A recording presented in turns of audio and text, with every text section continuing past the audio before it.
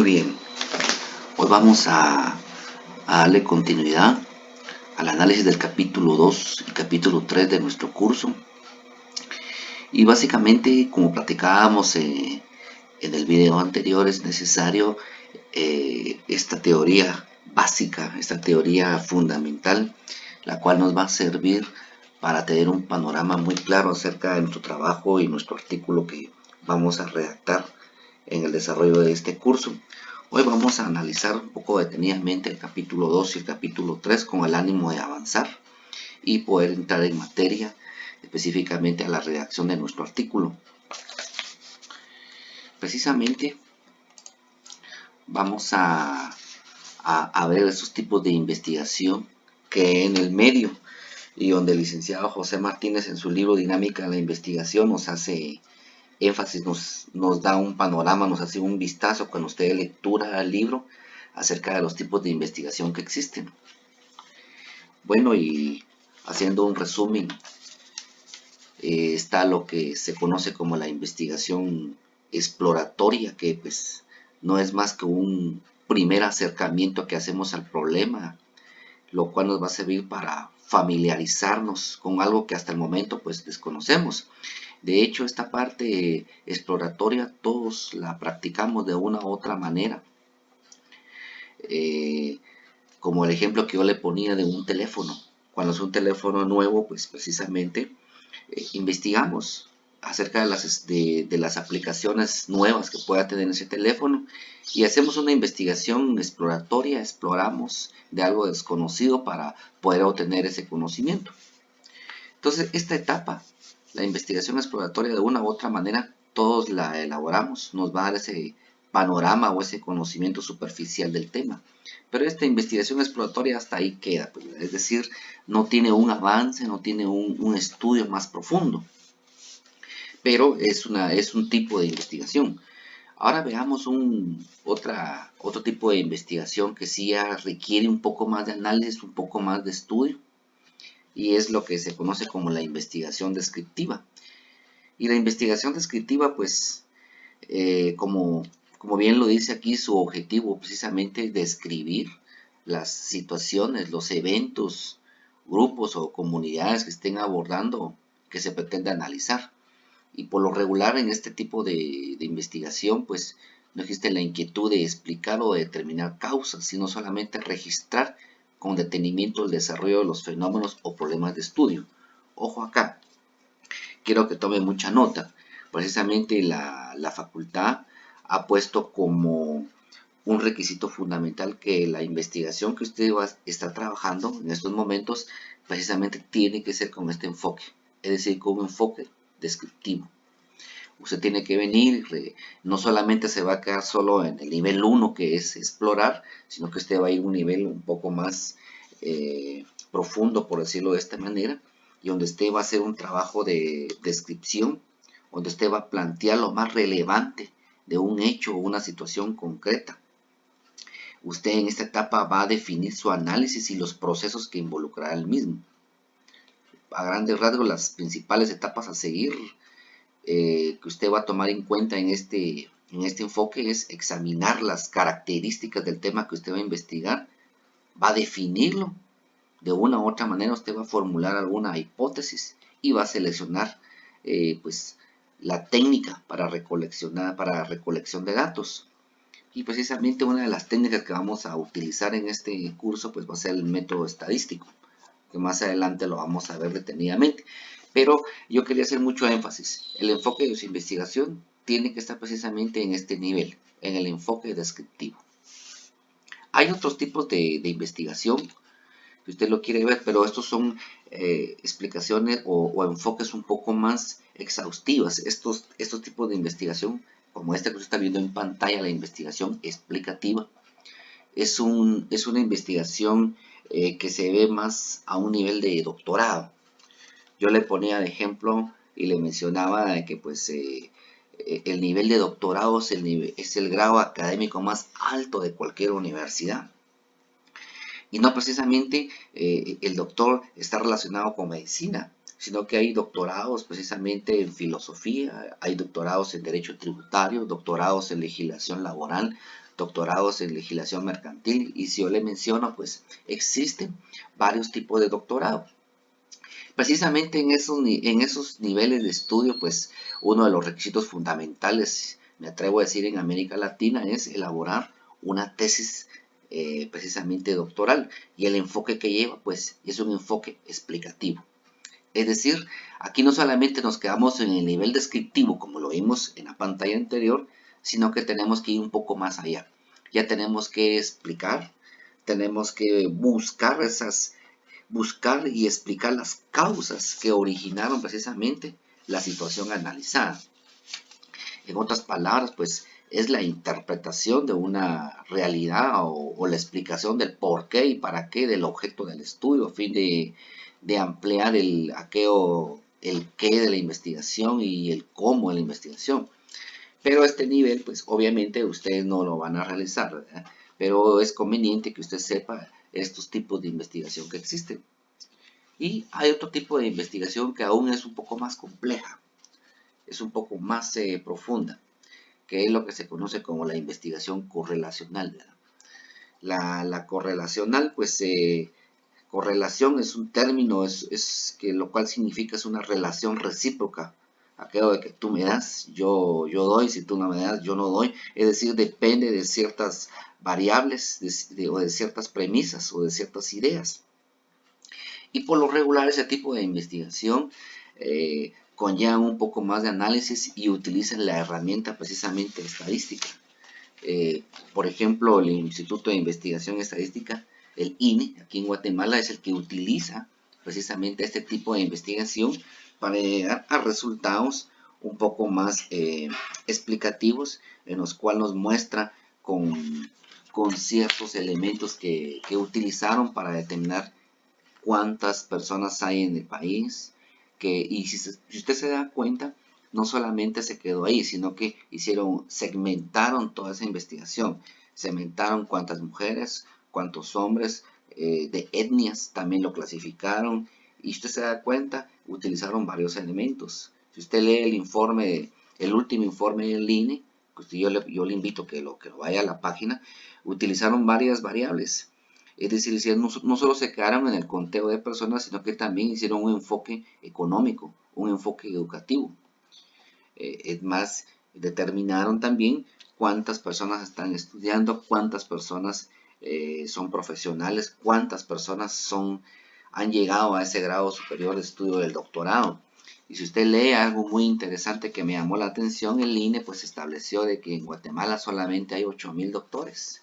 Imagínense, 16 millones de guatemaltecos que habemos, solamente 8,000 doctores hay en el país. Pero yo le ponía todo esto de ejemplo para que usted se dé una idea. Este tipo de investigación básicamente lo utiliza precisamente instituciones que tienen un equipo más adecuado. Acá yo le pongo un ejemplo, las 3 maneras de hacer investigación correlacional que utilizan esas instituciones. Hacen una investigación documental, aplican encuestas y hacen una observación. Es lo que ellos llaman un trabajo de campo, ¿verdad? Entonces, yo le pongo este ejemplo para que usted se dé una idea de los tipos de investigación que existen.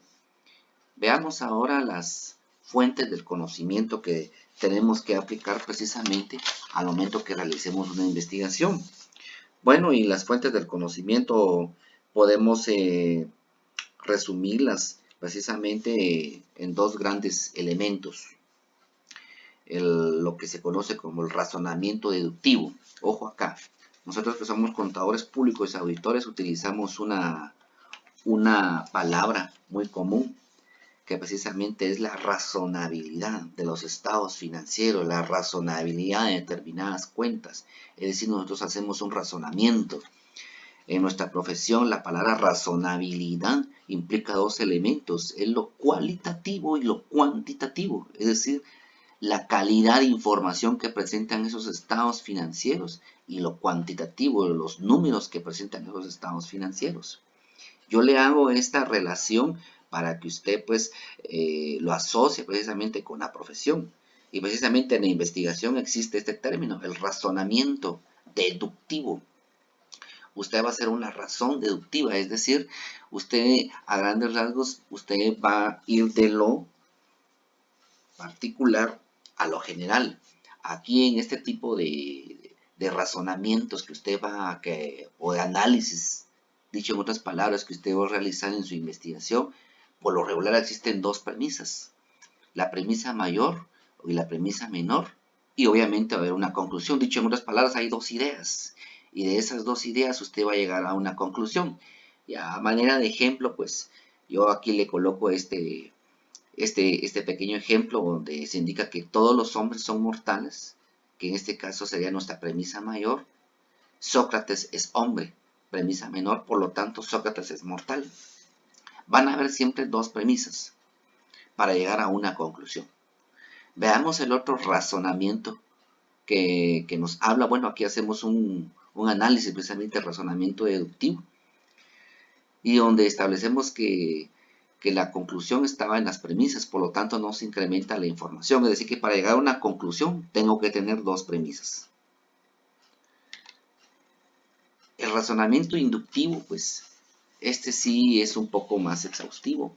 Es una modalidad del razonamiento no deductivo que consiste en obtener conclusiones generales a partir de las premisas que contienen datos. Por ejemplo, de la observación repetida de los objetos o eventos de dicha naturaleza. Veamos un ejemplo filosófico, si usted lo quiere ver de esta manera, acerca del razonamiento inductivo. Veamos estas premisas. Las premisas que van a hacer, que vamos a determinar es si va a haber una igualdad, precisamente el análisis que vamos a hacer. Veamos, he observado el cuervo número 1 y era de color negro. El cuervo número 2 también era negro. El cuervo número 3 también era negro. Entonces, ¿a qué conclusión llegamos? Que luego todos los cuervos son de color negro. Si se da cuenta, la premisa es la igualdad, y podemos establecer que luego de la observación que efectuamos, establecimos que ese tipo de animales son de color negro. Haciendo un análisis un poquito más exhaustivo de este tipo de razonamiento, se generaliza para todos los elementos de un conjunto a la propiedad observada. Pueden ver 10.000 observaciones favorables.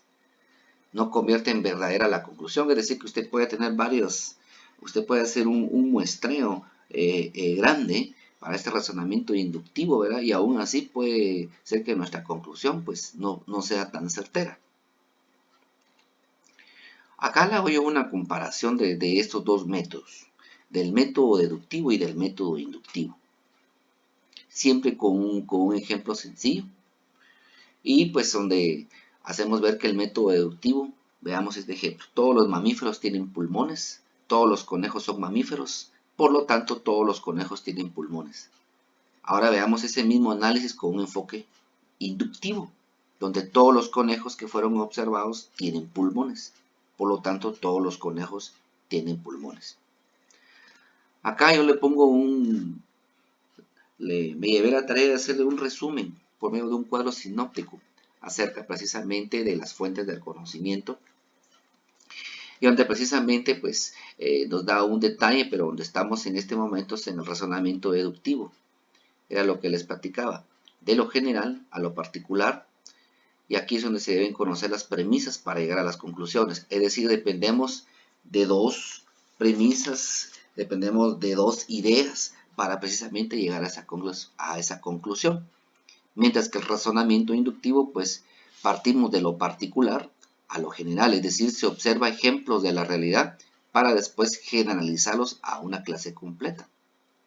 Y en este cuadro sinóptico, pues aquí les resumo precisamente todas esas fuentes del conocimiento que en su libro precisamente que usted ya adquirió nos hace ver el licenciado José Martínez, pero yo aquí trato de resumírselo de una manera un poco más detallada, de una manera más ilustrativa, pues para que tengamos esa idea. El objetivo precisamente de tener el conocimiento general de las fuentes del conocimiento es de vital importancia, señores, porque esto nos va a servir para hacer el enfoque, para poder analizar de una manera más adecuada nuestra investigación. Y para pues hacerlo un poco más dinámico, aquí podemos ver un caso práctico y con relación al razonamiento deductivo e inductivo. Y precisamente es la auditoría, nuestra profesión, la que que estamos ejerciendo o la profesión a la que usted pretende pues llegar a obtener un título académico.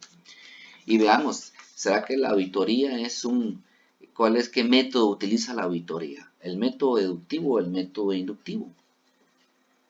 Y precisamente a la conclusión a la que llegamos que la auditoría precisamente contempla los dos métodos. ¿Por qué? Veamos el método deductivo. Como lo puede ver usted en esta diapositiva, el método deductivo pues consiste en derivar aspectos particulares de lo general, para el caso que nos aplica leyes, axiomas, teorías, normas, e ir de lo universal a lo específico. Por ejemplo, la formulación de objetivos generales. Cuando usted hace una planificación de su auditoría, precisamente usted va a contemplar esto, de mis objetivos generales o objetivos específicos, de lo general a lo particular, ¿sí? Usted va a hacer una declaración de las normas de auditoría, usted va a hacer un conjunto de procedimientos para guiar el proceso del examen, usted va a aplicar esas normas precisamente, y precisamente al final usted va a formular un juicio sobre el sistema examinado tomado en conjunto. Entonces aquí se contempla o se cumple lo que dice que es de lo universal a lo específico. Claro, porque de toda esta planificación, de todo esto que yo estoy planeando, voy a llegar a un resultado. Voy a llegar a un análisis y derivado de ese análisis pues llego a ese resultado final. Pero también contempla que nuestra auditoría también contempla el método inductivo. Es decir, la auditoría combina precisamente estos dos métodos. De esta manera, en forma esquemática, se pueden plantear así las fases generales. Veamos un ejemplo. Utilizando la auditoría, vamos a obtener conocimiento general de la organización. Vamos a tener el establecimiento de los objetivos generales. Vamos a evaluar el control interno, porque vamos a conocer de una manera más detenida la compañía que vamos a auditar. Vamos a determinar las áreas que van a ser sujetas a examen. Y obviamente vamos a tener un conocimiento específico de cada área a examinar. Puede ser cuentas por cobrar, caja y bancos. Aquí es donde usted ya va más al grano, ¿verdad? Vamos a determinar de los objetivos específicos del examen de cada área. Acá, si se da cuenta, ya es más detenido. Aquí usted determinó ciertos objetivos, pero específicos, pero a grandes rasgos. Aquí ya son más detallados. Por ejemplo, usted sabe muy bien que para ya evaluar detenidamente el rubro de cuentas por cobrar, pues eso ya implica varios procesos más específicos, como por ejemplo la circularización, confirmación de saldos, etcétera, ¿verdad? Y pues vamos aquí en esta fase, pues vamos a elaborar los papeles de trabajo, vamos a obtener y vamos a hacer un análisis más exhaustivo de las evidencias y al final pues elaboramos lo que es nuestro informe y efectuamos lo que son nuestras recomendaciones. Entonces con esta breve explicación yo espero que pues al menos le quede una idea, precisamente el análisis del capítulo 2 y capítulo 3. Yo les recomiendo que le dé lectura al material. Estas presentaciones pues solo son un resumen, un extracto precisamente de lo que usted tiene o del contenido de este libro.